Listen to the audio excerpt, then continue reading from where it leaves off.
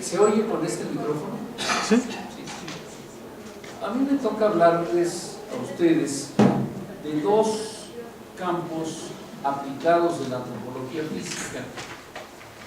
Cuando hicimos el programa de este curso propedéutico, decidimos que era interesante que ustedes vieran que esto tiene aplicaciones.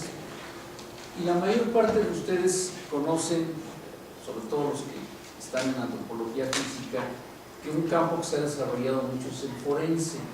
Por esa razón decidí no tocarlo, sino dedicarme a otras dos cosas diferentes, que son, por una parte, continuando con lo que les acaba de presentar Rosa María, yo voy a hablar de la relación de los estudios que hacemos los antropólogos físicos relacionados con salud, y segundo, las aplicaciones en el campo de la ergonomía. Entonces son los dos temas que yo voy a tratar hoy. Entonces la primera pregunta que les hago a ustedes para ubicar la alimentación es si hoy desayunaron, si ahorita que salieron comieron algo, ya veo que algunos están bebiendo algo. Y la pregunta que les haría yo a ustedes para ubicar la alimentación desde una perspectiva antropológica es ¿de qué dependió lo que ustedes comieron? Entonces, evidentemente, lo que ustedes comieron o bebieron ahorita en esta pausa de 10 minutos, pues dependió de que están aquí en el instituto, dependió de su iniciativa o no de traer algo que beber. Para nosotros nos pusieron estas botellitas, yo esto lo tengo en mi cubículo y es lo que me traje. Y entonces yo quisiera que vieran ustedes la perspectiva amplia de qué depende lo que como. Y lo que como depende de dos grandes elementos que determinan finalmente o influyen para que yo coma de cierta manera. Pero antes de explicar este cuadro, que es muy tentativo todavía, yo quiero señalar algo que es interesante. Pongo ahí hábitos alimentarios, porque resulta que cada uno de nosotros tiene su forma personal de comer. Si bien en esta ciudad se pueden encontrar muchos alimentos, se pueden preparar muchos platillos, hay mucha oferta de lo que podemos comer, cada uno de nosotros tiene un estilo peculiar de comer. Un estilo peculiar de comer que se parece mucho al de su familia, al del lugar donde vive, pero que finalmente es personal. Voy a ponerles un ejemplo. En cualquiera de nuestras casas hay, a la hora de comer, quien rechaza ciertas cosas de lo que se sirve. A quien no le gustan cierto tipo de verduras, quien no le gusta cierto tipo de carne, quien prefiere, por ejemplo, no tomar refresco, o quien adora los refrescos, quien toma el agua con azúcar o sin azúcar. Y en todas las casas tenemos que ajustar un poco lo que se come al hábito personal de cada quien. Si yo hiciera una encuesta con ustedes y les preguntara qué comieron ayer, tendría yo una idea de cuáles son sus hábitos.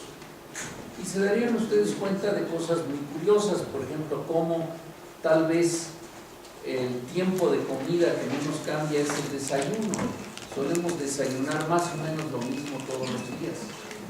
La comida es variable y en la noche depende mucho de lo personal si merendamos o cenamos y cuál es la diferencia en lo que comemos en ese momento.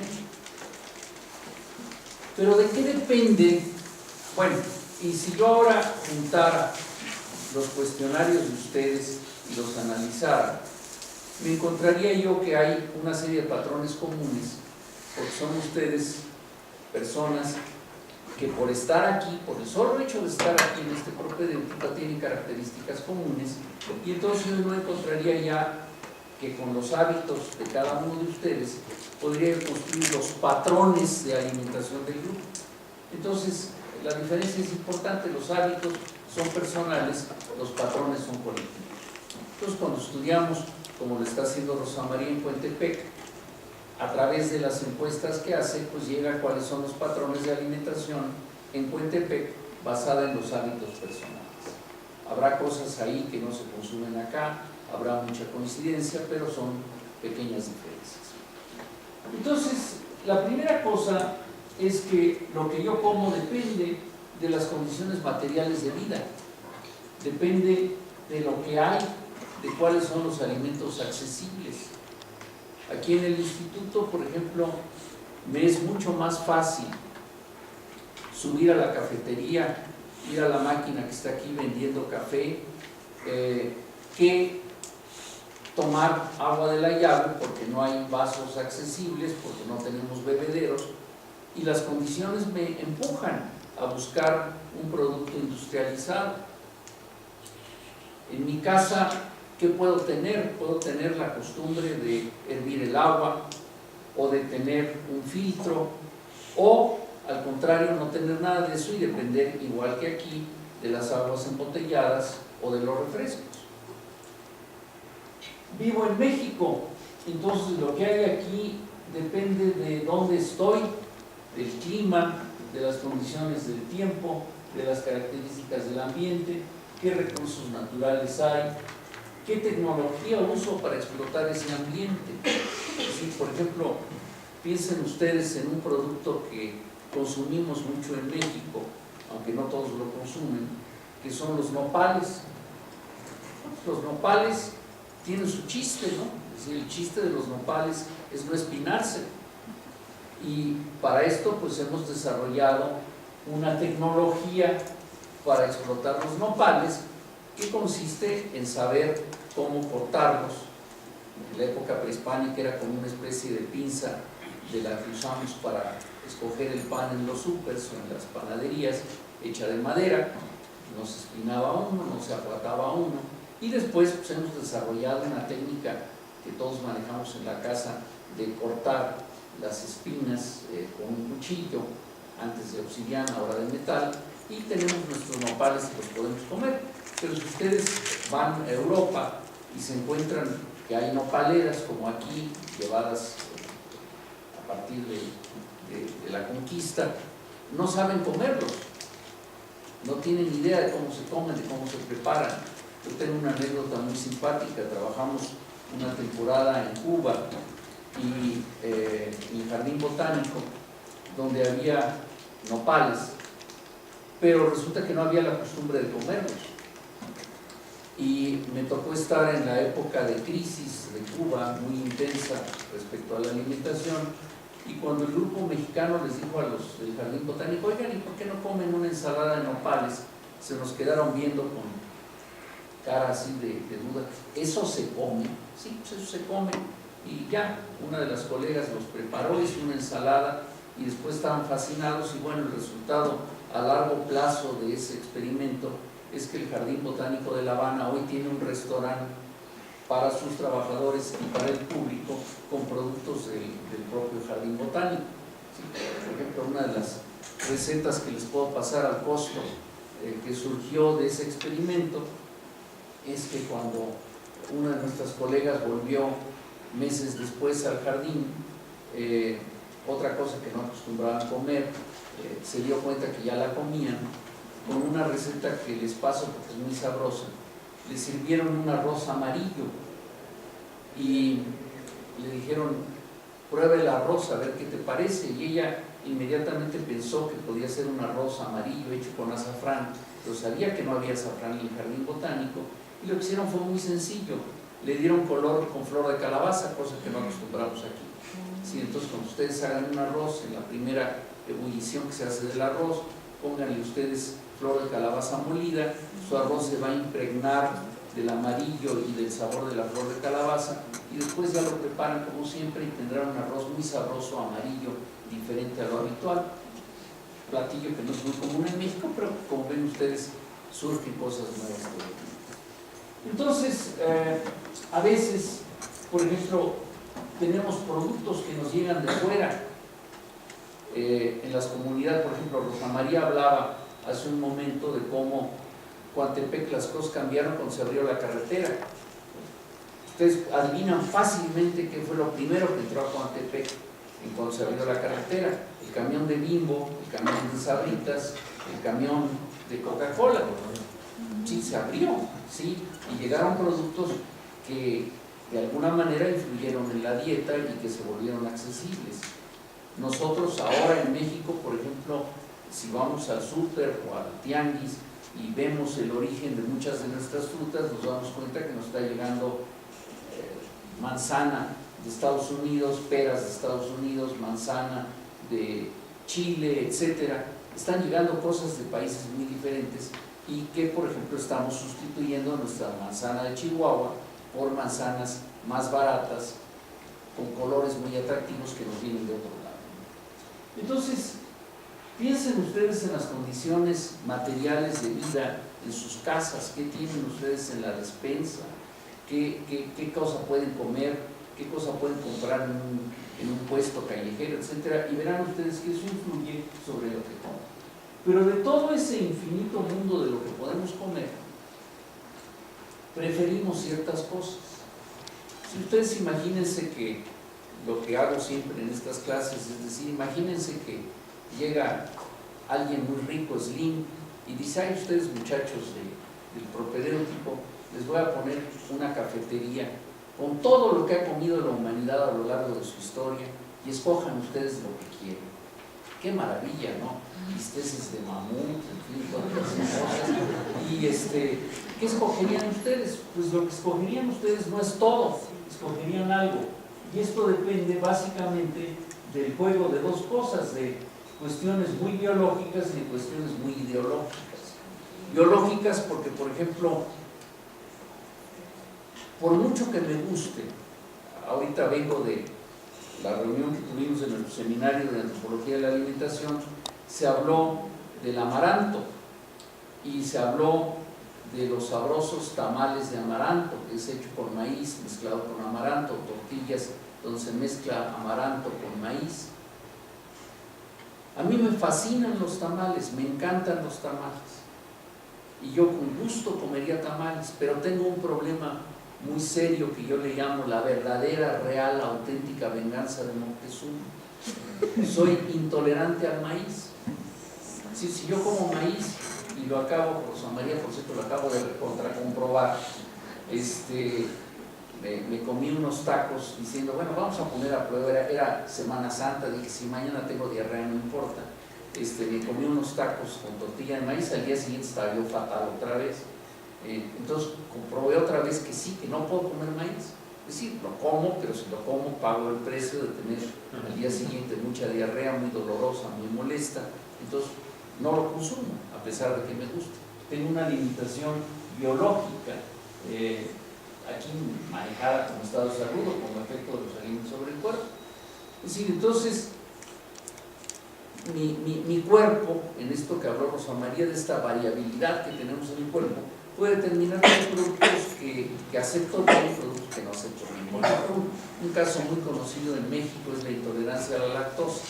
Es decir, si a alguien le falta esta enzima que digiere el azúcar de la leche, se toma un vaso grande de leche y al rato va a tener cólico, diarrea, molestias, etcétera, porque no la puede digerir. Entonces, lo que yo como depende en parte de mi biología, pero en parte de mi ideología. ¿Qué aprendí a comer de pequeño? En mi casa se comía pescado, se comían mariscos. Les pregunto a ustedes, ¿ustedes en su casa acostumbran comer vísceras? ¿Hacen hígado de vez en cuando, riñones, lengua, etcétera, o no? Y veremos que esto no es que sean más o menos nutritivos o más o menos sabrosos. Todo puede ser bien guisado, puede ser muy sabroso, pero tenemos la costumbre o no la tenemos de comer. Por ejemplo, en mi casa, mi esposa no le gusta el pescado, y nuestros hijos, llegó un momento en que le dijeron: oye mamá, ¿cuándo nos haces la carnita blanca tan sabrosa que nos hace mi abuelita? Cuando se quedaban a comer con la abuela le decía pescado, y ellos veían eso como una carne blanca diferente a la que servía mi esposa, y les gustaba y lo pedían. Entonces, nosotros tenemos toda una serie de cuestiones ideológicas que tienen que ver con lo que comemos. Desde el principio mismo de decidir en cada cultura, pero aparte de cada cultura, en cada uno de nosotros, qué cosa es alimento y qué cosa no es alimento. Por ejemplo, el maíz. El maíz para la mayor parte de nosotros es reconocido como un alimento humano. Sin embargo, cuando el maíz llega a Europa, en el siglo XVI, XV, de hecho, en el siglo XV llega con los primeros viajes de Colón, pues se le ve como una semilla rara que no es fácil de comer porque tiene una cáscara muy gruesa y se la dan a los animales. Es hasta que viene un momento de necesidad, de escasez, que se comienza a moler el maíz con mucha dificultad, porque no es fácil moler el maíz si no está nixtamalizado, y lo comienzan a consumir los humanos. Y comienzan a consumir maíz molido en los molinos que se utilizaban para el trigo, que es molinos muy poderosos, movidos por animales, movidos por el viento, movidos por el agua, y comienzan a comer harina de maíz. Y entonces se encuentran con un hecho muy interesante. Comienzan a darse cuenta que la gente que su dieta por la pobreza, por la falta de trigo, se basa en el maíz, comienza a tener molestias y comienza a tener enfermedades y comienza a tener cambios en su piel. Y un médico español, Gaspar Casal, identifica esto y le llama pelagra, y entonces comienzan a pensar que el maíz es tóxico, que es venenoso, que hace daño. Y en realidad lo único que está pasando es que con una dieta a base de maíz uno tiene una deficiencia de vitamina del grupo B, de la niacina, y sin embargo en México esto no lo vemos porque el maíz se consume aquí nixtamalizado, y el solo hecho de remojar el maíz en un agua alcalina hace que se liberen precursores de la niacina, y entonces los mexicanos podemos comer maíz, tenerlo como fundamento de nuestra dieta y no tener pelagra, porque tenemos una tecnología que lo modifica y que evita este problema. Entonces estoy dando ejemplos así sueltos para que se den ustedes cuenta de la complejidad que existe para entender la alimentación. Entonces yo puedo comer o no comer ciertas cosas por mi religión, por mi experiencia previa con los alimentos. Comí esto y me cayó mal, entonces si me cayó mal, lo evito. Por ejemplo, yo me di cuenta, si como comemos tanto maíz en México, yo viví muchos años con molestias, diarreas, cólicos, etc. En mi época de estudiante, yo pude haber hecho un mapa de todos los excusados de Ciudad Universitaria, porque yo tenía que ir al baño súbitamente. Y nunca se me ocurrió eliminar el maíz. No fue sino hasta que hice un viaje largo a visitar a mi hijo en Europa, que dejé de comer maíz, me sentí muy bien, me cambió la vida, y yo lo atribuía al agua, a los virus, a lo que ustedes quieran, hasta que se me ocurrió llevar a mi nieta al cine y comerle una bolsota de palomitas, y al día siguiente estaba yo fatal otra vez. Entonces ya hice la asociación, caray, pues comí maíz y me puse mal, y después volviendo a México volví a comer maíz, me volví a poner mal, entonces ya deduje que eso era el problema. Y por desgracia los médicos gastroenterólogos no conocen esto bien y nadie ha podido hacerme un buen estudio al respecto, pero ya tengo la experiencia vital de saber qué es eso. Bueno, entonces yo tengo esta situación, pero para comer yo tengo que en antropología concebimos esto como un proceso biocultural, un proceso muy complejo que me lleva desde la alimentación hasta el final, que es mi condición nutricia personal y la condición nutricia de mi grupo.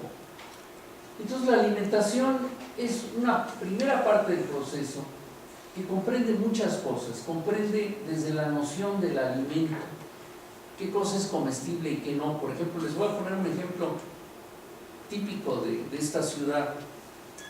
En Semana Santa, igual que brotaron las flores de jacaranda, brotaron las flores de la yuca, unas flores blancas que ve uno en los camellones, en las aceras, y sin embargo rara vez piensa uno que esa flor sea comestible. Y de hecho frente a mi casa tengo una planta de estas y muy ocasionalmente alguien se acerca a colectar la flor y se la come. En la casa no la comemos, pero es una flor perfectamente comestible que forma parte de la dieta de algunos grupos en México, pero que sin embargo la mayoría de nosotros no la ve como comestible. Ustedes piensen en la editorial Larousse. Larousse tiene como emblema una chica que está soplándole a una bolita de semillas de lo que llamamos esta florecita amarilla, el diente de león. El diente de león lo vemos en los prados de la ciudad, crece naturalmente, espontáneamente, no nos la comemos. Sin embargo, en otras partes del mundo la flor del diente de león, la hoja es apreciada como parte de una ensalada y nosotros no la consideramos alimento. Entonces, un primer hecho es que la cultura determina qué es el alimento. De todo lo que hay, qué cosa es comestible y qué cosa es alimento. Pero después, la sociedad y cada uno de nosotros tenemos que procurarnos de estos alimentos y bebidas a través de muchas técnicas: la caza, la pesca, la recolección, o después la agricultura, la ganadería, la acuacultura y otras formas de obtener alimentos. ¿De dónde viene lo que ustedes han comido hoy, lo que desayunaron? Bueno, una parte es producto, digamos, natural, poco modificado, aunque muy seleccionado desde el punto de vista botánico. Y si ustedes desayunaron un sencillo plátano hoy en la mañana, pues están comiendo un producto domesticado por la humanidad, al cual ya hoy nos podemos comer las semillas porque son chiquititas, pero los plátanos primigenios, digamos, tenían semillas grandes, se han ido seleccionando por su duración, por su color, por su gusto, etc. Y los consideramos un producto natural, aunque no lo es ya tanto, es decir, está modificado, está domesticado por los humanos. Pero, por ejemplo, tenemos productos muy modificados como son las lechugas, las coles, etcétera, o el maíz mismo, que han sido muy modificados. Los animales de caza, que hoy, por ejemplo, las reses que consumimos hoy, pues tienen poco que ver con las reses originales, porque han pasado también por un proceso de domesticación, los mismos guajolotes, etcétera, pero los consideramos productos naturales. Lo que se ha modificado poco, pues son los productos de caza o de pesca. Si no ha habido mucha domesticación para el venado o para, por ejemplo, para los atunes y estos peces que solemos consumir en nuestra vida. Pero lo tenemos que obtener, los tenemos que procurar. Y algunos de ellos son objeto de procesos que favorecen su transporte. Por ejemplo, lo que se pesca en nuestras costas inmediatamente se pone en hielo para que se conserve, para que no se eche a perder. Los frutas, por ejemplo, tienen que ser cosechadas en cierto momento para que tengan una larga vida de anaquel. Algunos de ellos son sometidos a procesos artificiales de maduración. Otros, por ejemplo, ahorita es temporada de una fruta que a mí me encanta, pero que es difícil encontrar una buena en el mercado, que son los chicos zapotes. Los chicos zapotes son riquísimos. Lo que le han hecho ahora al chico zapote es que ya no son como los de mi infancia, porque los de mi infancia tenían un problema. De cada 3 chicos zapotes que te comías, uno tenía larvas. Entonces tenías que partirlo y ver si había el gusanito adentro o no. Ahora prácticamente no los hay porque les ponen insecticidas. Lo mismo ocurre con los mameyes, que son también de esta temporada. Frutos que, digamos, su domesticación es muy poco intensa, digamos. Y tenemos que recurrir a los chicos zapotes, digamos, más o menos silvestres, aunque sean cultivados, pero que han sido poco modificados como parte de nuestra vida. En cambio, otros productos, por ejemplo, el agua que estoy tomando, aquí dice que es Peñafiel, que es agua del manantial de Peñafiel que hemos explotado desde hace mucho tiempo, pero y esto está totalmente industrializado, tiene sabor artificial, tiene edulcorante artificial, no es como esta botella, que esta no es de manantial, esta es obtenida por un proceso químico de purificación a través de membranas y de ósmosis inversa, etc. Y pues ya tampoco es un agua natural, ¿no? Es un agua ya modificada por los humanos para que la pueda yo beber con mucha seguridad. Si yo cazo, pues no me llevo el animal completo a mi casa, lo destazo en el campo, saco las mejores piezas, no tengo que cargar todo. O bien, por ejemplo, me encuentro que las tortillas que comemos la mayoría de nosotros, pues ya no son la tortilla donde la mamá se sentó a tomar el maíz que había cosechado, lo remojó en la noche con cal, lo molió en la mañana y nos produjo tortillas. Vamos a la tortillería o compramos harina para hacer tortillas y pasamos por un proceso ya mucho más complejo y muy industrializado. O bien ya nos encontramos productos, digamos, prefabricados, prehechos, que consumimos por parte de la industria.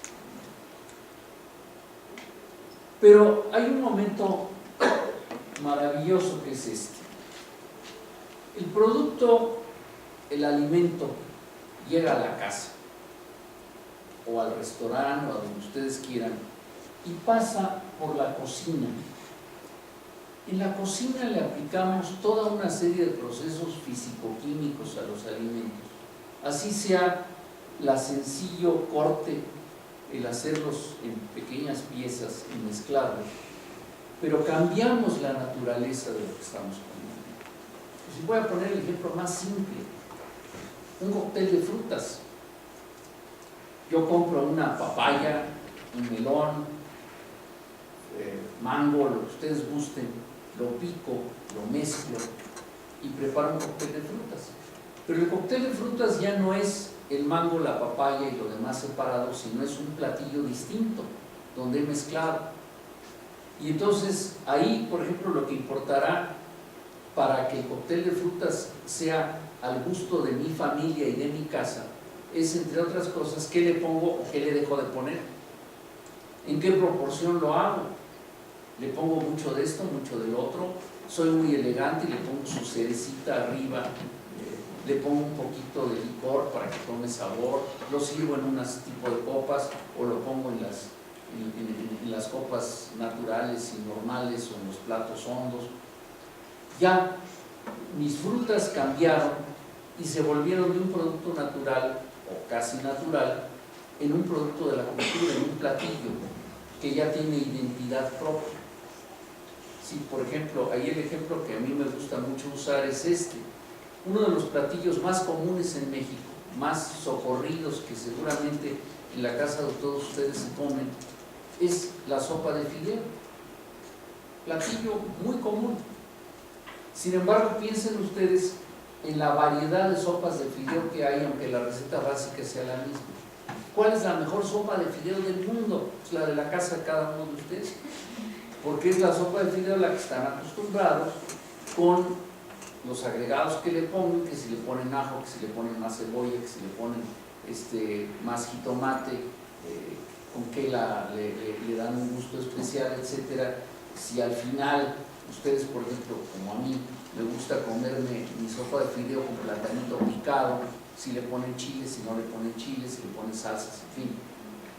La sopa de fideo se vuelve un platillo que puede ser muy complejo o que le podemos agregar cosas como queso y que ya tiene una identidad propia de nuestras propias casas. Entonces la cocina es un lugar muy importante porque, como decimos, natura se transforma en cultura y ya esos platillos tienen identidad.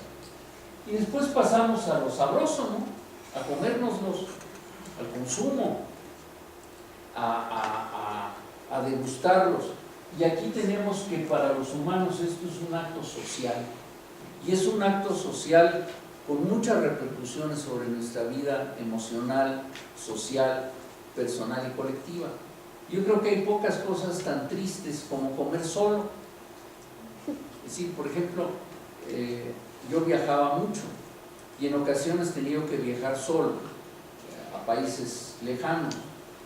Y no tienen ustedes idea lo triste que es descubrir un buen restaurante, ser servido una buena comida y no tener con quién platicar durante la comida y comentar lo que está uno comiendo. Cuando va uno con su esposa, con sus hijos, se vuelve otra cosa. Oye, ya viste qué bueno es esto, dame a probar lo tuyo, vamos a platicar. Y la hora de la comida es una hora muy grata para todos, en el sentido de que es una hora de intercambio. Dije todos, pero no es cierto, no son todos. Hay también familias donde la hora de la comida es la hora del regaño, la hora de llamar la atención, la hora de cosas medio terribles, pero sí, en general se busca que sea un momento agradable. Entonces la alimentación es todo este proceso. Pero aquí